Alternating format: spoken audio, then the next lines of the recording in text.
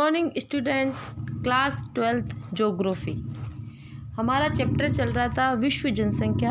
हमने विश्व जनसंख्या के बारे में जो जितने भी महत्वपूर्ण टॉपिक थे, यानी उसका जो घनत्व है, विश्व जनसंख्या, महासमूह, ये सब पढ़ लिए थे हमने। क्षेत्र पढ़ लिए थे। एक हमारी पिछली क्लास में एक बात हुई थी कि विश्व जनसंख्या का एक टॉपिक बचा है। इसमें महत्वपूर्ण जो था वो था, हमारा जो टॉपिक था इस लेसन में, जनांकीय संक्रमण सिद्धांत। वो भी हमने कर लिया है। मैंने बार बार आपको बोल रही हूँ, बहुत महत्वपूर्ण सिद्धांत है, उसे आप अच्छे से देखिएगा। एक टॉपिक रह गया था, मैंने बात की थी कि भी हम विश्व जनसंख्या वृद्धि के कारण, समाधान और प्रभाव ये नहीं पढ़ेंगे, पर आज की क्लास में हम वो पढ़ रहे हैं क्योंकि ये थोड़ा अलग से हटके है। आप उसे अलग ना ले लें कि भाई कारण कुछ भी बता दें, जैसे अशिक्षा, वो ये नहीं चलेंगे, वो तो है ही है। इसके अलावा हमारी जो बुक में कुछ दे रखा है, उसके बाद आज हम उसको पढ़ लेते हैं ताकि ये लेसन हमारा कंप्लीट हो जाएगा। हम हमारी जो नेक्स्ट क्लास होगी उसमें फिर नया लेसन शुरू करेंगे। देखिए, जनसंख्या वृद्धि के कारण। विश्व में जनसंख्या वृद्धि की प्रवृत्तियों से ज्ञात होता है कि सभी महाद्वीपों में जनसंख्या वृद्धि हुई है, किंतु जनसंख्या की वृद्धि की दर सभी महाद्वीपों में एक समान नहीं है। पृथ्वी पर मानवीय अस्तित्व 99% काल में जनसंख्या अत्यंत कम और वृद्धि दर अत्यंत मंद रही थी। ये बात हमने कल पढ़ ली थी कि पहले वाले जो काल थे उसमें जनसंख्या वृद्धि दर अत्यंत कम थी, किंतु पिछले 350 वर्षों में विश्व की जनसंख्या उच्च वृद्धि दर के साथ बढ़ी है। विगत 50 वर्षों में विश्व में अनेक देश जनसंख्या विस्फोट स्थिति में पहुंच गए हैं। जनसंख्या वृद्धि के लिए उत्तरदायी निम्नलिखित कारण हैं। ठीक है, कि 50 वर्षों में हमारे विश्व की ऐसी स्थिति हुई है कि कई देश हैं विश्व के जो कि जनसंख्या विस्फोट की स्थिति में पहुंच चुके हैं, यानी अत्यधिक वहाँ जनसंख्या हो गई। अब कारण क्या है वो देखिए। मृत्यु दर में गिरावट, ये बात हम कई बार कर चुके हैं हमारे पिछली क्लासों में। तो विश्व में जनसंख्या वृद्धि का सर्वाधिक महत्वपूर्ण कारण मृत्यु दर पर नियंत्रण है। विगत 50 वर्षों में वैज्ञानिक उपलब्धियों तथा स्वास्थ्य एवं चिकित्सा सुविधाओं के विस्तार के कारण संक्रामक रोगों तथा महामारियों पर सफलतापूर्व नियंत्रण से मृत्यु दर में भारी क्या हुई है, गिरावट आई है। देखो, हमने जब जनांकीय संक्रमण सिद्धांत पढ़ा था तब हमने देखा था कि जो मृत्यु दर उच्च थी या गिरावट आ गई या निम्न मृत्यु दर हुई, तो यो भी क्या एक जनसंख्या वृद्धि का कारण है कि भाई अब क्या हुआ, चिकित्सा पद्धति अच्छी होने के कारण क्या हुआ, हमने स्वास्थ्य में कई प्रकार की उपलब्धियां हासिल कर ली स्वास्थ्य एवं चिकित्सा से। उसमें क्या हुआ, कई संक्रामक रोगों पर हमने विजय प्राप्त कर ली, महामारियां खत्म हो गई, उससे मृत्यु दर कम हुई, तो जनसंख्या में क्या हुई, वृद्धि हुई। तो ये आपको ये सब याद रखना है, मृत्यु दर में गिरावट। हालांकि याद रखने वाली बात नहीं है, कुछ इसके जो महत्वपूर्ण बिंदु हैं वो आप देख लीजिएगा और फिर वही आपको लिखने हैं। विश्व में खाद्यान्न तथा अन्य खाद्य पदार्थों की निश्चित व नियमित आपूर्ति से जनसंख्या वृद्धि दर प्रभावित हुई है। यांत्रिक एवं गहन कृषि, सिंचाई सुविधाओं के विस्तार, उन्नत खाद बीज के प्रयोग आदि में कृषि उत्पादन में अत्यधिक वृद्धि हुई है। अकालों की संख्या में भी अत्यंत कम हुई है। देखिए क्या हुआ, खाद्यान्न की जो समस्या थी हमारे विश्व में वो क्या हो गई, अब खत्म हो गई। अभी क्या है कि हम आयात निर्यात कर लेते हैं। अगर किसी देश में भाई देखिए कि कोई खाद्यान्न पदार्थ की कमी है तो वो क्या करेगा, दूसरे देश से ले लेता है। इसके अलावा कई बढ़िया यांत्रिक जैसे हमने मशीनें कर ली है, जिससे हमने हरित क्रांति जो कि 1966 में हमारे भारत में आई थी, उसके द्वारा क्या हुआ, ज़्यादा से ज़्यादा अन्न का उत्पादन होने लगा। हमारी हरित क्रांति हमारा एक, जब हम कृषि पढ़ेंगे उसमें हम उसको पढ़ेंगे, तो उसके कई यांत्रिक मशीनों का प्रयोग कर रहे हैं, कई प्रकार की कृषियाँ करने लग गए, सिंचाई की सुविधा सब मिलने लगी, तो जो खाद्यान्न की पूर्ति होने लगी, उससे क्या हुआ, अकालों की समस्या खत्म हुई, हमने सिंचाई की व्यवस्था कर ली, है ना। तो अकाल कम पड़े तो क्या हुआ, अकाल के कारण भी मृत्यु दर ज़्यादा हो रही थी, अब उससे मृत्यु दर में क्या आ गई, गिरावट आ गई, तो जनसंख्या क्या होने लगी, वृद्धि होने का एक ये कारण भी है। अब देखिए औद्योगिक विकास। औद्योगिक क्रांति के कारण खनन, ऊर्जा उत्पादन, उद्योग, परिवहन, व्यापार, तकनीकी आदि सभी क्षेत्रों में बहुमुखी विकास हुआ, जिससे रोजगार के माध्यम से बढ़े मनुष्य के समान जीवन स्तर में विकास हुआ। देखिए अब क्या हुआ, औद्योगिक विकास हो रहा है, कई प्रकार के औद्योगिक कारखाने वगैरह निकल रहे हैं, ऊर्जा खनन के कार्य हो रहे हैं, कई प्रकार के हमने परिवहन, व्यापार, तकनीकी सब में विकास किया है। अब उनके कारण क्या हुआ, लोगों को क्या मिला, रोजगार मिला। अब जब लोगों को रोजगार मिला है तो उससे क्या होगा, उनका उनकी आर्थिक स्थिति अच्छी हुई, आर्थिक स्थिति अच्छी हुई तो उनका जीवन स्तर क्या हुआ, सुधरा, जीवन स्तर सुधरे तो उनमें मृत्यु के कम हुए, वो बीमार कम पड़ने लगे, जो उनकी जीवन की जो उम्र थी, आयु थी, वो क्या हुई, उच्च हुई, है ना। तो इस प्रकार भी क्या हुई, जनसंख्या में वृद्धि हो रही है। अब वैज्ञानिक व प्राविधिक प्रगति, वैज्ञानिक आविष्कारों ने मानव जीवन के आरामदायक व सुविधा में परिपूर्ण बनाने से जनसंख्या में वृद्धि हुई है। अब देखो वैज्ञानिक दृष्टिकोण बढ़ रहा है। पहले देखो गर्मी खूब पड़ती थी, लोग बीमार हो जाते थे, अब हम फैन, कूलर, एसी वगैरह लगा रहे हैं, उसका भी फर्क पड़ रहा है ना। आरामदायक सुविधाएं मिलने लगी है हमें, उससे भी क्या हुआ, सुविधाओं के कारण भी लोगों में उनकी जो जीवन प्रशंसा है, वो जो हम कह सकते हैं जीवन की जो उम्र जीने की जो उनकी आयु है, उसमें क्या हुई, वृद्धि हुई। और जो जनसंख्या वृद्धि वो ज़्यादा हुई। मृत्यु दर कम होगी तो जनसंख्या क्या होगी, वृद्धि ज़्यादा होगी। अब है शांति और सुरक्षा। शांति और सुरक्षा की स्थापना से विश्व में सामान्य प्रगति का विस्तार हुआ, जनसंख्या में वृद्धि हुई। पहले देखो युद्ध होते थे, लोग कई युद्धों में मर जाते थे, मरते थे नहीं मरते थे, आज ये युद्ध हुआ या अब कई वर्ष हो गए, कई शताब्दियां बीत गई कि युद्ध हो ही नहीं रहे। द्वितीय विश्व युद्ध के बाद कोई युद्ध नहीं हुआ, पहले राज्य ही आपस में लड़ के मर जाते थे। अब इस प्रकार की शांति और सुरक्षा की स्थिति होने के कारण भी जनसंख्या में वृद्धि हो रही है। एक है देखो प्रवास। मृत्यु दर की तुलना में जन्म दर के कारण जनसंख्या तेजी से बढ़ने लगी। यूरोपीय निवासियों में बड़े पैमाने पर उत्तरी अमेरिका, दक्षिण अमेरिका व ऑस्ट्रेलिया की ओर प्रवास प्रारंभ किया। अतः इन महाद्वीपों की प्रवास के कारण जनसंख्या वृद्धि हुई। देखो ये जो हम बात है हमने पहले भी पढ़ ली थी कि भाई उत्तरी अमेरिका और दक्षिण अमेरिका महाद्वीप की खुद की जनसंख्या थी नहीं, बहुत कम मात्रा में जनसंख्या थी, परंतु यूरोप के लोग वहाँ उच्च टेक्नोलॉजी, अच्छे वहाँ पे संसाधन होने के कारण वहाँ आके रहने लगे और जिससे इन महाद्वीपों की क्या हो गई, जनसंख्या में वृद्धि हुई। तो प्रवास भी एक कारण है। प्रवास का मतलब एक स्थान से दूसरे स्थान पर जाके रहने लगना, तो इसी कारण जनसंख्या में वृद्धि हुई। तो अब देखिए जनसंख्या वृद्धि के आप ये सारे कारक, मृत्यु दर में गिरावट, खाद्य पदार्थों की निश्चित आपूर्ति, औद्योगिक विकास, वैज्ञानिक व प्राविधिक प्रगति और शांति और सुरक्षा, प्रवास, ये सब आपको अच्छे से याद करना है, जिससे हम अच्छे से उसका आंसर अच्छा सा है, लेकिन याद करने वाली बात नहीं, पर उसको देख लेना एक बार आप, है ना। आप ये नहीं लिख दो कि शिक्षा, हाँ है, अशिक्षा भी जनसंख्या वृद्धि का एक कारण है, परंतु ये चीज़ें अपने 12th क्लास का स्टैंडर्ड है तो उस हिसाब से आपको ये सब याद करनी होगी। अब दिन प्रतिदिन संसार में जनसंख्या की समस्या अधिक गंभीर होती जा रही है और सभी विकसित देश इस विषय में चिंतित हैं। अब देखो चीन सबसे ज़्यादा विकसित जनसंख्या वाला राष्ट्र है, तो उसको भी है कि भाई ज़्यादा जनसंख्या है तो एक चिंता का विषय है। हमारा राष्ट्र हमारा जो देश है भारत, वो 2nd नंबर पे है, तो भी हमें जनसंख्या वृद्धि का कारण, जब भी तो देखो कई प्रकार की योजनाएं चलाई जा रही है, भाई कम जनसंख्या होनी चाहिए, कम जनसंख्या होनी चाहिए, तो एक समस्या है ये जनसंख्या वृद्धि। तो इसके लिए क्या है, अत्यंत तीव्र व भयानक वृद्धि। वर्तमान में संसार की जनसंख्या अत्यंत तीव्र गति से वृद्धि हो रही है, जैसे पहले कभी नहीं हुई थी। यदि इस तरह वृद्धि होती रही तो 2047 तक विश्व में जनसंख्या कितनी हो जाएगी, 14 करोड़ हो जाएगी। क्योंकि देखो अब जन्म दर तो क्या है, ज़्यादा है, और मृत्यु दर क्या है, कम है। देखो मृत्यु दर के मैंने कई बता दिया आपको कारण, हमने देखा था अभी, मृत्यु दर में गिरावट, अच्छी चिकित्सा पद्धति, खाद्यान्न ज़्यादा उपलब्ध होना, अच्छी नई नई तकनीकियाँ होना, तो उससे क्या हो रही है, जनसंख्या बढ़ती जा रही है। अब जब जनसंख्या बढ़ती जा रही है तो 2040 तक हमारे विश्व की जनसंख्या कितनी होने की संभावना है, 1400 करोड़ होने की संभावना है।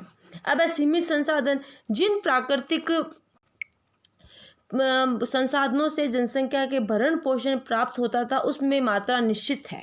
अब देखो हमारे ज़मीन में जितने भी खनिज तत्व हैं, पानी है, एक ज़मीन है, हमारी पृथ्वी है, वो क्या एक निश्चित है, वो थोड़ी बढ़ रही है। जनसंख्या बढ़ रही है पर वो थोड़ी बढ़ रही है, तो उससे क्या होगा, प्राकृतिक संसाधन हम कितना काम लेंगे। आज हमने ज़मीन में से खनिज तत्वों का खनन कर लेंगे, एक निश्चित मात्रा में ही कर सकते हैं, अथाक तो है नहीं वो, है ना।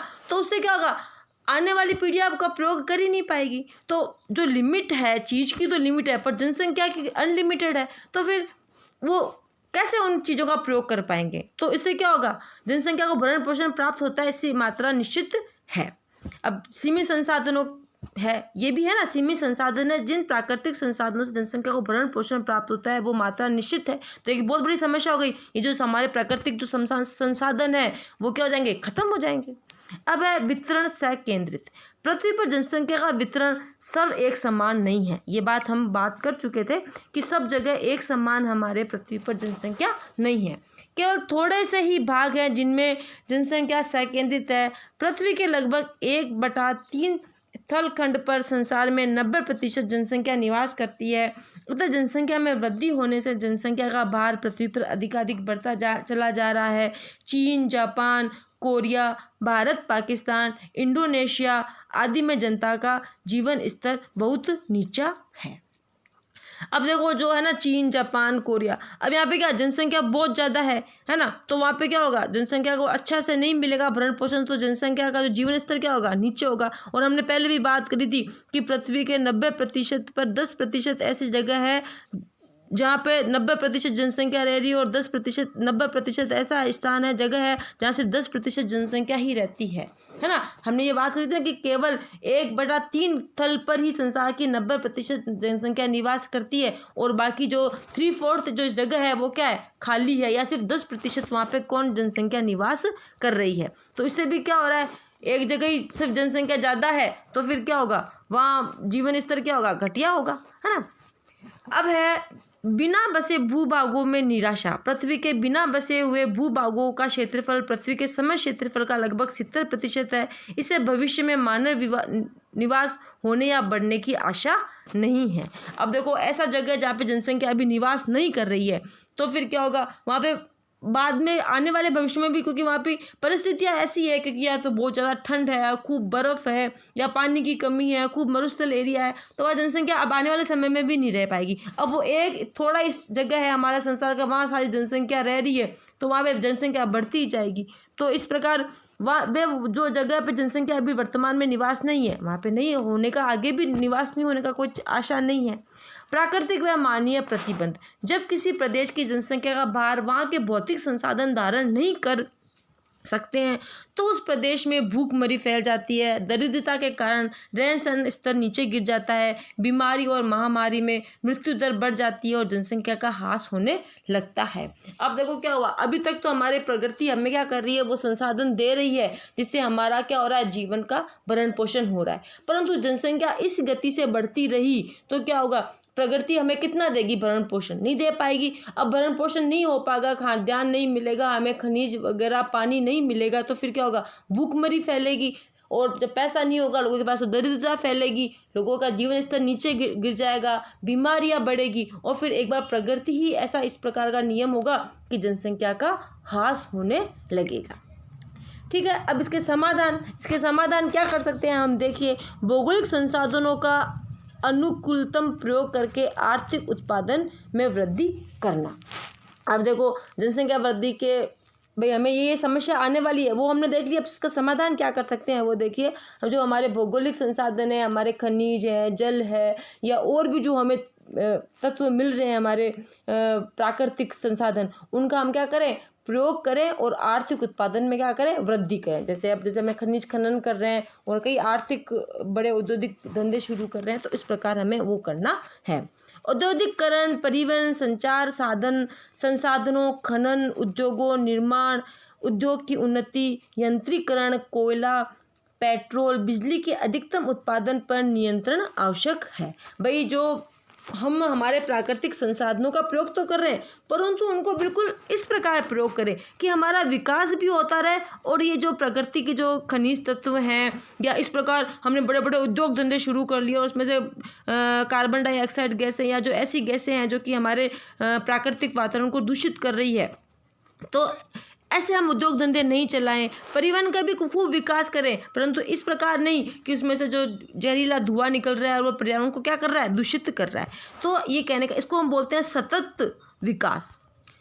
ये हमारे अगला एक लेसन आएगा पिछले वाले जो पीछे पाठ हैं उनमें सतत और पोषणीय विकास, तब आप बात करेंगे उसमें भी यही बात कही गई है कि हमें हमारे जो प्राकृतिक संसाधन है उनका इस प्रकार प्रयोग करना है कि वो ख़त्म नहीं हो और हमारे आने वाली पीढ़ियाँ भी उनका प्रयोग कर सके। एक बात तो ये, दूसरी है कि हमें ये नहीं कि हमें विकास नहीं करना भाई, हम अगर हमारे प्रगति की रक्षा करें, हम बिल्कुल भी औद्योगिकरण नहीं करें, परिवहन गाड़ी मोटर सब बंद कर दें, ऐसा करने से हमारा विकास नहीं हो पाएगा, हम पिछले जो पीढ़ी थी उस प्रकार की हो जाएगी, है ना। तो ये बात ये ऐसे कहते हैं कि हमें हमारा विकास भी करना है, परंतु विकास इस प्रकार का करना है कि हमारा जो ये प्राकृतिक वातावरण है वो क्या हो, दूषित नहीं हो, और जो हमें प्रगति से जो संसाधन प्राप्त हुए हैं उनका बिल्कुल ज़रूरत हो उतना ही प्रयोग करें, और ज़्यादा कम से कम प्रयोग करके ज़्यादा से ज़्यादा हमारा विकास करें, जिससे हमारे आने वाली पीढ़ी भी हमारे इन प्राकृतिक संसाधनों का क्या कर सके, प्रयोग कर सके। अब शिक्षा का प्रसार और विज्ञान एवं तकनीकी प्रशिक्षण के अधिक से अधिक प्रसार में जागरूकता लाना। अब शिक्षा का प्रसार होगा, लोगों का जो शिक्षा का प्रसार होगा तो लोगों का भाई विकास होगा नहीं होगा, उनको अधिक से अधिक आधुनिक तकनीकों का वो प्रयोग कर पाएंगे, इस प्रकार उनमें क्या आएगी, जागरूकता आएगी।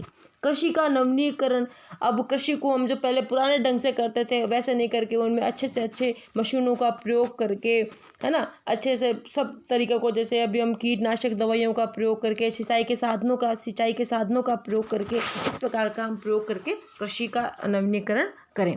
सागरीय संसाधनों का प्रयोग, सागर में भी कई प्रकार के संसाधन है, हमने 11वीं क्लास में पढ़ा था महासागरीय संसाधन, है ना। महासागरों से हमें क्या क्या संसाधन प्राप्त हो रहे हैं, हमने देखा था बहुमूल्य पत्थर प्राप्त हो रहे हैं, पेट्रोल प्राप्त हो रहा है ना। तो इस प्रकार से उन संसाधनों का हम प्रयोग करके भी हमारी जो समस्याएं आ रही है संसाधनों की, और हम उनका उपयोग कर सकते हैं। जनसंख्या का अल्प बसे क्षेत्रों में प्रवास, ऐसा जैसे कि हमने भी बात करी थी कि भाई 90% जो क्षेत्र है वहाँ पे जनसंख्या क्या है, या तो बहुत विरल है या है ही नहीं, तो और 10% क्षेत्र है जहाँ पे खूब सारी जनसंख्या है, तो हम ऐसे क्षेत्र में जाके रहें और वहाँ का इस प्रकार का वातावरण करें कि वहाँ पे भी जनसंख्या जाएगी, वहाँ पे भी निवास करने लग जाएगी, तो यहाँ की जनसंख्या भी कम होगी और वहाँ पे भी लोग रहने लग जाएंगे, वहाँ के संसाधनों का प्रयोग करने लग जाएंगे, तो एक जगह जनसंख्या घनत्व भी नहीं बढ़ेगा। तो इस प्रकार हम जहाँ कम जनसंख्या है वहाँ पे हमें जाना चाहिए।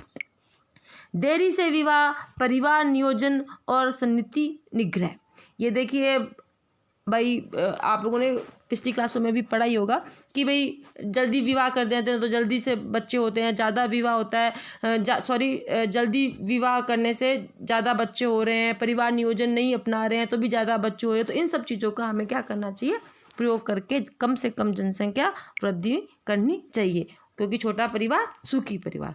तो आज हमारा जो जनसंख्या वाला पार्ट था हमने कंप्लीट कर लिया है, और अब हमारी जो अगली क्लास होगी उसमें हम एक नया चैप्टर शुरू करेंगे। जब तक के लिए धन्यवाद।